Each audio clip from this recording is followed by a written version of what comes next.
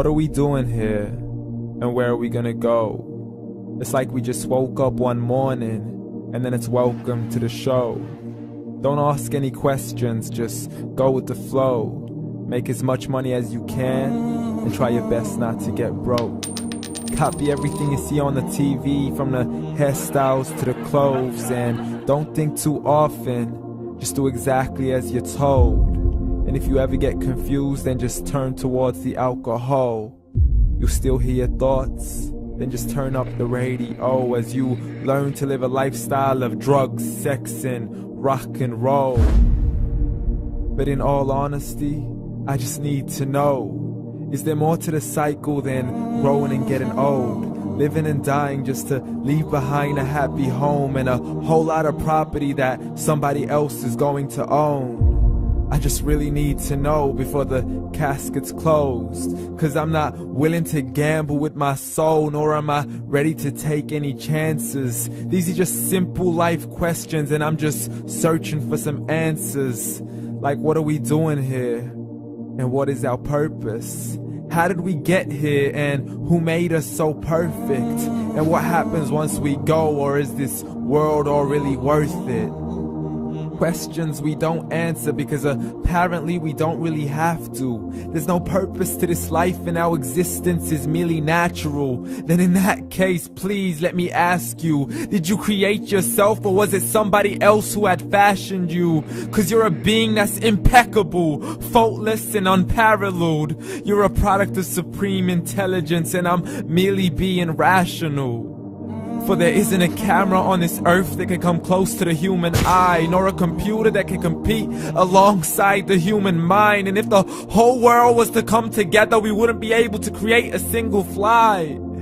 So many signs, yet we still deny. As science tries to justify that all this could come from none, when it's a simple sum. 0 plus 0 plus 0 cannot possibly ever give you 1. So from where did all this order come? For everything has its origins, a maker, a creator of its own. I mean, the only reason you're watching this video is because somebody had to press upload. So we can believe in the Big Bang, but I'd rather believe in He who caused it to explode. Allah, the creator of everything along with every single soul. The ever-living, the master, the only one who is in control. Unlike his creation, beyond our imagination. And no, he's not a man, nor does he have any partners in association. He's on his own. And no, he did not ever leave us alone. Just like every manufacturer, he left us with an instruction manual. The Quran and Islam, and I'm sorry to jump to conclusions, but it's the only one possible.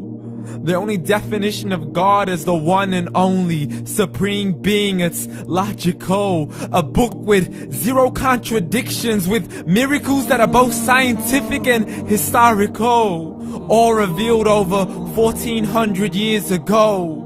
Like the detailed description of the human embryo. The descriptions of the human embryo in the Quran cannot be based on scientific knowledge in the 7th century. To the mountains as pegs holding firm the earth below, and the 2 seas that don't mix in a complete separate flow. To the planets in orbit, alternating night and day as they stay in flow. The expansion of the universe and the creation of everything from H2O. To the stories of the past and the preservation of Pharaoh. To identifying the lowest point in the land where Persia defeated Rome. The gushing fluid that created man in the glands between the ribs and the backbone. And not a word has changed, it's still the same. So please explain how all this was known over 1400 years ago. To a man who couldn't read or write, as he would recite whatever the angels spoke. And if you still don't believe, please try to come up with something that's even close. But you can't, so we took God as a mockery and his messengers as a joke. Muhammad could not read or write. How's somebody who can't read or write gonna start a religion? Dismiss these scriptures as legends and tales of the ancient folk, as we live life according to our whims, desires, and hopes. saying this life is the only home we will ever know. We will live then die, then simply turn to bones. YOLO!